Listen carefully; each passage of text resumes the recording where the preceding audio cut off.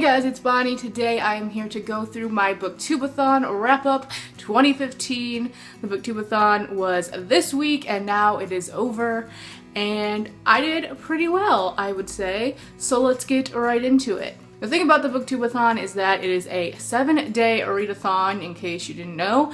I'll leave the channel below so you could go look things up, and if you want to participate for next year, you know, get on board. Basically, there are 7 days and there are 7 reading challenges. There are also video challenges, but I did not do those this year because I was just really lazy and I didn't really have time, so I didn't do those, but I did complete all the reading challenges, so I'm just going to go through those right now. The first challenge was to read a book with blue on the cover, and a few of the books that I read actually did fulfill this requirement, but the one that did the most is The Assassin's Blade by Sarah J. Maas. I think it's Maas, right? I wish it was Maas, but it's Maas, right?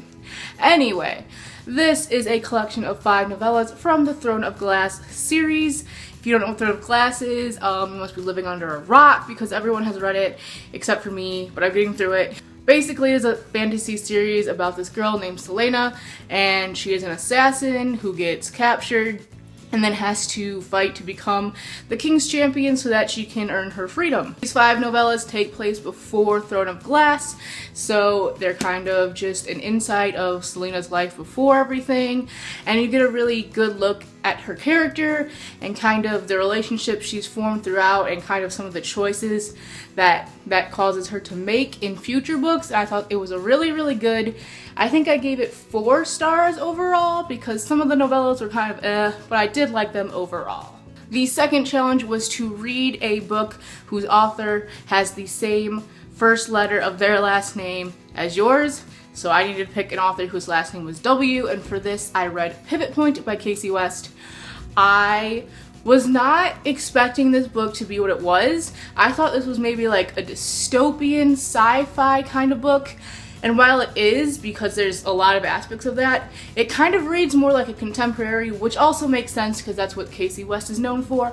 But I really wasn't expecting that. This book follows our main character named Addie. Presented with a choice, Addie is able to see both sides of things. Like, say she picked this, she would see what would happen, or if she picked that, she could see what would happen and what would cause it, so that she can pick the best path. And like, when she's doing this, it's called searching, and it's very vivid, so it's kind of like literally living her life, even though she isn't actually living it. And she lives in this little kind of compound where a bunch of other people have mind powers, or everyone in the compound has mind powers as well. People have telekinesis, or like they can tell when you're lying, or persuade you, just a bunch of things like that. So the story starts out with Addie's parents telling her that they are getting a divorce, and she has to choose whether she wants to stay in her compound area world with her mom, or live with her dad, who is going to the norm society, which is us. Obviously, this causes Addie to use her ability to see which path is best for her. And that is how the book unfolds. You get to read a chapter from her life staying with her mom and a chapter if she goes with her dad. Like I said, it isn't like an action-y kind of book like I thought it would be. Like, if you look at this cover, you think action. You read the tagline, 1 girl, 2 fates, 1 choice.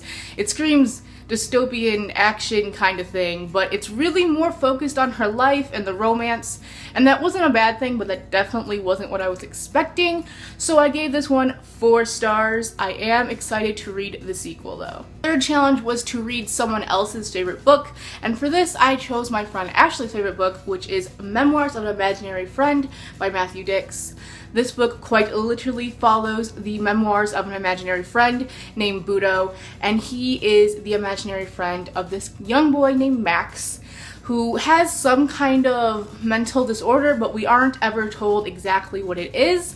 But Max is very peculiar and has a certain way of doing things, and he is in 3rd grade, I believe, and so Budo is kind of one of the oldest living imaginary friends, because normally imaginary friends die out once their young child stops believing in them. I don't want to go too much into this book because I think it's better to just go in without knowing and just figuring out what the story is for yourself. It's definitely a very unique story, unlike anything I've ever read. Plot isn't too unpredictable, I would say. It's a little bit, you can kind of tell where it's going, but it is a really nice story and very touching, and I gave it 3 stars because there were some slow parts, but overall I really loved how different and fun and heartwarming this was. So yeah.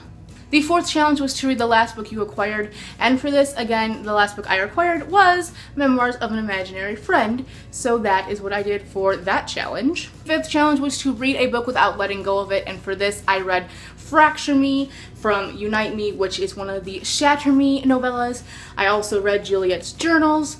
Yeah, I chose a novella because I needed something fast to read just throughout the week, and because this made the most sense that I could easily read without putting it down. Fracture Me is one of the novellas from Adam's perspective, and it takes place right after Unravel Me, I believe. I've actually already finished all the Shatter Me books, but I had forgotten to read this novella, so I thought this was a good time to do so. It was okay. It wasn't really necessary, I felt, and I'm not a big fan of Adam, but it was nice to kind of see his perspective on things. I believe I gave this 3 stars. The sixth challenge was to just read a book that you really want to read, and for this, I read Crown of Midnight by Sarah J. Maas.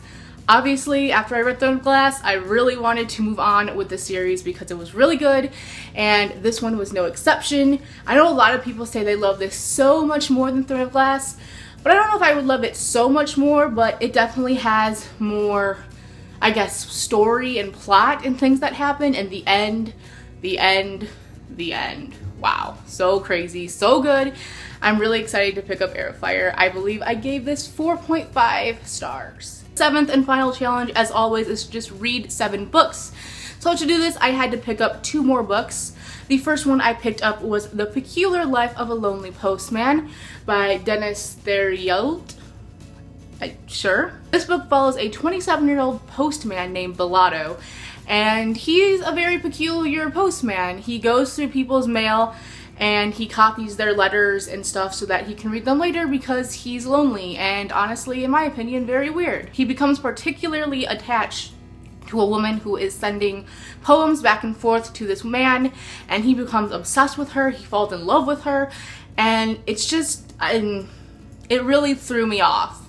Like, I wasn't sure what this book was about going into it. I thought maybe it was about a cute old little man, but it was really just about this weird 27-year-old kind of creepy person, and he only does more creepy things as the book goes on, and I just didn't really like it. The ending did kind of save it a little bit. It made it from a 1-star book to a 2-star book, but overall I just did really not enjoy the premise.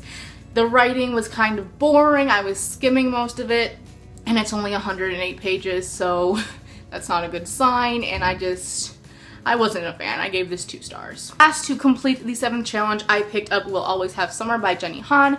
This is the 3rd and final book in the Summer I Turned Pretty trilogy. I really, really loved the first 2 books, but then this one came along, and it's the curse of the 3rd book when it comes to YA trilogies. I didn't hate it, but the plot, it was so angsty. And Belly was so annoying. She's 18, almost 19 in this book, and I expected her to be the most mature she was, but she was the most immature in this book of all. Kept on this one thing throughout the entire book, even though you knew the end was going to change in a way, and it was really frustrating. I love Jenny Han, and I love her writing style, and I love how she tells a story and how her words flow so well, but I was not pleased with this book, and I gave it 3 stars. So these are the 7 books that I read for the Booktube-A-Thon. I completed all the challenges, and I'm really, really proud of myself, especially because I didn't get to read at all on Monday because I wasn't home. So yeah, I would say this Booktube-A-Thon was very successful for me, and I'm very happy because I was in an awful reading slump, and this got me through so many books that I really, really needed to get to. But okay, that is all I have for this video. I hope you guys enjoyed. If you participated in the Booktube-A-Thon, let me know how you did, what you read, what you liked, what you didn't, and I will see you guys in my next video. Bye!